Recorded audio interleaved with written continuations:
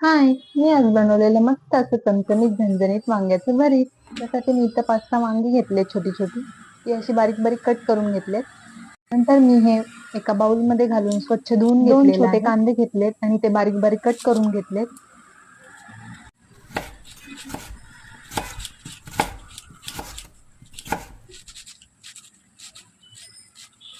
नंतर मी गॅसवर कढई गरम करून घेतली आणि त्याच्यात हा बारीक चिरलेला कांदा टाकून घेतलाय. त्याच्यात मी 2 पळी तेल घालून घेतलंय. कांदा 1-2 मिनिटांसाठी व्यवस्थित परतून घेतलेला आहे.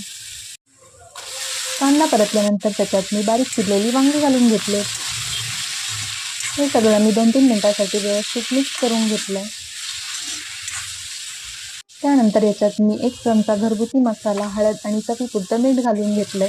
हे सगळं व्यवस्थित मिक्स करून घेतलंय. आणि 10 मिनिटांसाठी वांग्याला झाकण ठेवून वाफ काढून घेतलेली आहे. 10 मिनिटानंतर आपलं मस्त असं वांगं रेडी झालेलं आहे. तुम्ही बघू शकता. तुम्ही पण असं वांगं नक्की ट्राय करा. मस्त एकदम चमचमीत आणि झणझणीत वांगं तयार होतं. खायला खूप छान लागतं.